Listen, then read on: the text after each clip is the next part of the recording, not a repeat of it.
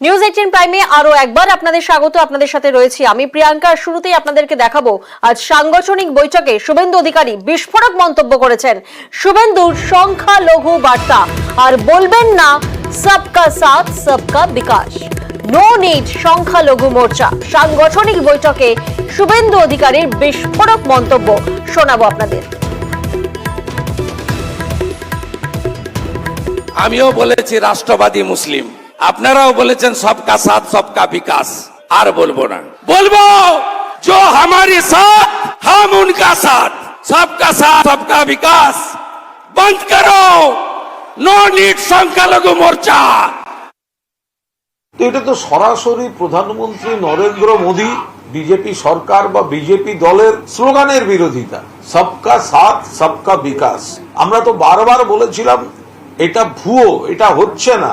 এখন বিজেপির মধ্যে থেকেই সেটা নিয়ে নানা রকম ব্যঙ্গোক্তি বন্ধ করা, স্টপ করতে হবে, বন্ধ করতে হবে, এই স্লোগান চলবে না, বন্ধ করো।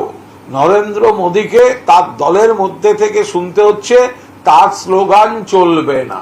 Out of frustration, out of depression, Bengal BJP Narendra মোদীর স্লোগানের খিল্লি ওড়াচ্ছে।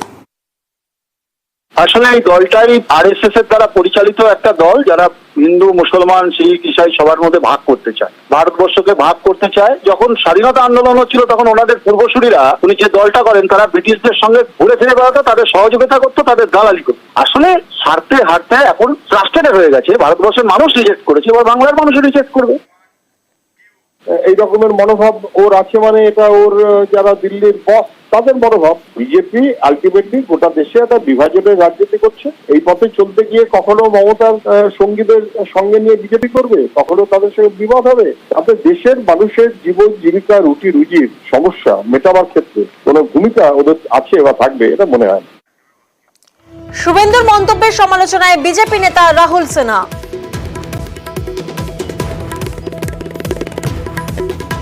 কারো মনের কথা সে বলে, সেটা পার্টির পুরো সিদ্ধান্ত হয় না। সবকা সাথ সবকা বিকাশ হচ্ছে মোদিজি এই স্লোগানটা দিয়েছেন এবং সেই কাজটা তিনি করার কথাই বলেছেন।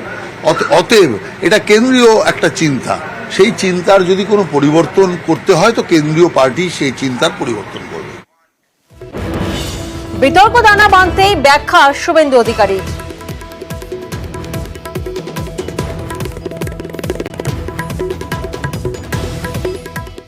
सबका साथ सबका विकास सबका বিশ্বাস सबका প্রয়াস, এটাই এনডিএ সরকার, যশস্বী প্রধানমন্ত্রী তার কনসেপ্ট। এটা নিয়ে পার্টি বা সরকারের কোনো বিচ্যুতির ব্যাপার নেই, এটা সত্য।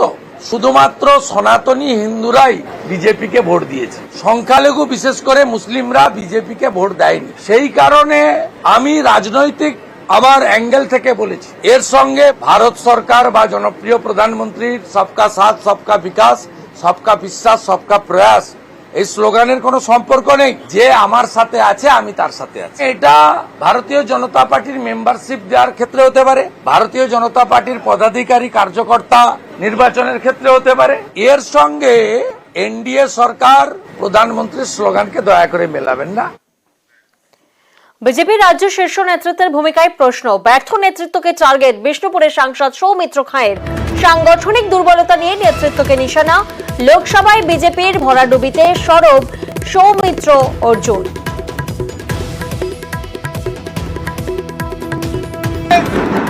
এই ফল প্রত্যাশিত ছিল। আমার মনে হয় যদি সঠিক দিশা দেখাতে পারে তাহলে দল হবে, আর দিশা দেখাতে না পারলে পুরো ফেল করে যাবো। বলি সাংগঠনিক বদলে নিশ্চয় দরকার আছে। কোন ব্যর্থ মানুষকে, ব্যর্থদেরকে সবাই দেখতে পছন্দ করে না, নতুনদেরকে সুযোগ দিতে হয়। আমার মনে হয় নিশ্চিতভাবে সাংগঠনিকভাবে পরিবর্তনের নিশ্চয়ই দরকার। সেই জন্য তো কার্যকরী বৈঠক হয়, হয়তো দিল্লি সেটা ভাববেন। আরো বেশি করে আমাদের প্রধানমন্ত্রী আবাস যোজনা, 100 দিনের কাজ, সবগুলো যে কেন্দ্রীয় সরকার দিচ্ছে, কেন্দ্রীয় সরকার করছে, এটা বেশি করে প্রচার করতে হবে। মাঠের নামার জন্য আমি ডাক দিয়েছিলাম, মাঠে নেবে, ও শুধু বাড়িতে বসে ওই আলোচনা করলাম, ইমপ্লিমেন্ট হলো না, আপনি ভোট করাবেন কি করে? সাংগঠনিক দুর্বলতা আছে, তাই তো ভোট করাতে পারছেন। এটা তো আছেই, এর মধ্যে তো কোনো সন্দেহ নেই। ওই সাংগঠনিক দুর্বলতাটাকে ঠিক করতে হবে। ফল খারাপ স্বীকার করেও এগিয়ে যাওয়ার বার্তা সুকান্ত মজুমদারের। 26-এর বিধানসভা সামনে রেখে আমাদেরকে সামনের দিকে এগিয়ে যেতে হবে। যেখানে আমাদের হয়তো ক্ষত বা রক্তক্ষরণ হয়েছে, সেই জায়গাতে আমাদেরকে এগিয়ে যেতে হবে। রাজ্য বর্ধিত কমিটির বৈঠকে এলেও মন্তব্য করলেন না দিলীপ ঘোষ। অনেক পুরনো মানুষের সঙ্গে আপনার দেখা হচ্ছে, সেই জন্য তো এসছি। কি বার্তা দিচ্ছেন? কোনো বার্তা নাই, দেখা সাক্ষাৎ ইধার সে। কিন্তু অনেক পুরনো মানুষ নমস্কার, পুরো 22 তারিখ আমার অন্তকালে অনার নিয়ে কথা বলছি। নমস্কার। বিজেপির রাজ্য দফতরের সামনে বিক্ষোভ। বিজেপির পর্যালোচনা বৈঠকের সময় বিজেপির একাংশের বিক্ষোভ। বিজেপির শীর্ষ নেতৃত্বের বিরুদ্ধে অভিযোগ তুলে বিক্ষোভ কর্মীদের কথা না শুনে অযোগ্য দুর্নীতিগ্রস্তদের প্রার্থী করার অভিযোগ, যার জেরেই আজ বিজেপির রাজ্য দপ্তরের সামনে বিক্ষোভ দেখায় বিজেপির একাংশ। বিজেপির পর্যালোচনা বৈঠকের সময় চলে এই বিক্ষোভ। শীর্ষ নেতৃত্বের বিরুদ্ধে অভিযোগ তুলে বিক্ষোভ দেখান কর্মীরা। রাজ্য বিজেপির শীর্ষ নেতৃত্বের একাংশকে নিশানা করেই এই বিক্ষোভ।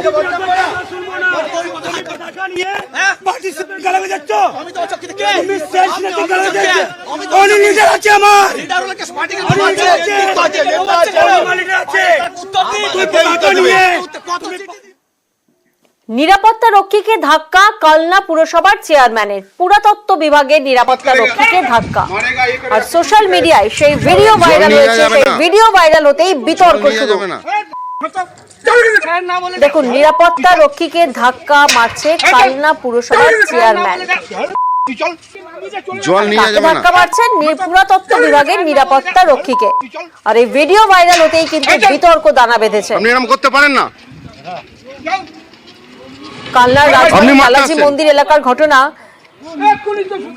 প্রতিনিধি নবকুমার এই মুহূর্তে আমাদের সঙ্গে রয়েছে। নবকুমার, সেই ভাইরাল ভিডিওতে স্পষ্ট দেখা যাচ্ছে নিরাপত্তা রক্ষীকে ধাক্কা মারছেন কালনা পুরসভার চেয়ারম্যান। কিন্তু কি কারণে, কেন এইভাবে ধাক্কা মারলেন তিনি? দেখো প্রিয়াঙ্কা, বিষয়টা হচ্ছে যে উল্টো রথ ছিল এবং উল্টো রথের জন্য লালজিবাড়ির একটা অনুষ্ঠান ছিল, সেখানে কিছু ভক্তবৃন্দদের খাওয়ানোর ব্যবস্থা ছিল এবং সেইখানে জল নিয়ে যাওয়ার জন্য সেখানে টোটো করে নিয়ে যাওয়া হচ্ছিল। এইখানেই বাধা দেয় নিরাপত্তা রক্ষীরা যে টোটো মন্দির চত্বরে যাওয়া যাবে না এবং তাদের সেই নির্দেশিকা আছে। কিন্তু মানুষের জল সরবরাহ করবার জন্য সেখানে টোটো করে নিয়ে যেতে বাধ্য করে পুরসভার চেয়ারম্যান, এবং তিনি বলেন যে এইখানে জলের জন্য নিয়ে যেতেই হবে কারণ জলটা প্রয়োজনীয় লাগবে। সেখানেই তাকে ধাক্কাধাক্কি করা হয় নিরাপত্তা রক্ষীকে, কারণ সেখানে যেতে দেওয়ার কোন রকম আইনত বৈধতা ছিল না যে ওখানে টোটো ওই চত্বরে যাওয়াই যাবে না। এর ফলেই তিনি প্রচন্ড রেগে গিয়ে এবং তাকে ধাক্কা মারেন এবং টোটোকে নিয়ে যেতে সাহায্য করেন। ফলে এই নিয়েই সোশ্যাল মিডিয়ার এই ছবি থেকে ঘিরেই বিতর্ক দানা বেঁধেছে এবং সেখানে আমাদের এমএলএ যিনি আছেন কালনার দেবপ্রসাদ বাগ, তিনি বলেছেন এই জিনিসগুলো জনপ্রতিনিধিদের করা একদমই উচিত নয়। এখানে আবার বিজেপির তরফ থেকে বলা হয়েছে এটা ঘটনা ভীষণ নিন্দনীয়। প্রিয়াঙ্কা, বেশ, আপনি মারতে আসছেন?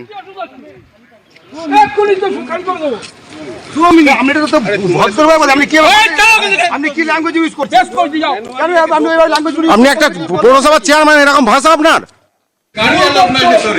গাড়ি ভেতরে অ্যালাউড নয়। গাড়িটা কি করে যাবে তাহলে?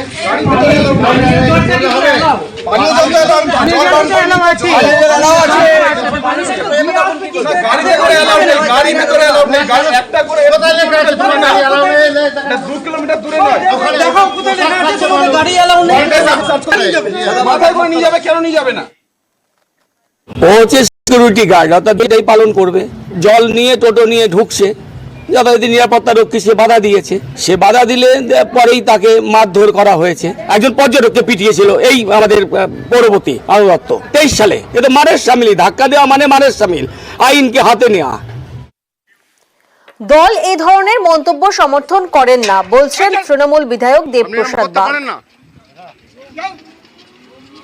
দেখুন, একজন জনপ্রতিনিধির এই ধরনের আচরণ করাটা কখনোই উচিত না। জনপ্রতিনিধিদের অনেক ক্ষেত্রে একটু সংযত থাকা উচিত। তাদের আমি যেটুকু ভিডিওর মাধ্যম দিয়ে দেখেছি তাতে এটা এই ধরনের আচরণ করাটা তার উচিত হয়নি। দলও এই সমস্ত কাজকে সমর্থন করে না। আমি ইতিমধ্যেই দলের ঊর্ধ্বতন কর্তৃপক্ষকে জানিয়েছি যে সমস্ত ঘটনাগুলো ঘটছে তাতে কিন্তু দল একদম সঠিক জায়গা থেকে একই কথা বলে দিয়েছে যে যারা দলের বিরুদ্ধে গিয়ে সাধারণ মানুষের সঙ্গে অন্য ধরনের আচরণ করবে তাদের স্থান দলে হবে না।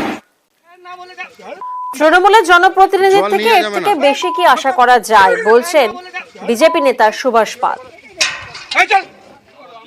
এদের কাছে এর থেকে ভালো কিছু আশা করা যায় না। এরা জনপ্রতিনিধি হচ্ছে নামে জনপ্রতিনিধি, মানুষ এদের কাছে এর থেকেও বেশি কিছু আশা করে না। এদের কাছে এটাই মানুষ প্রাপ্য, এটাই মানুষকে ফিরিয়ে দিচ্ছে।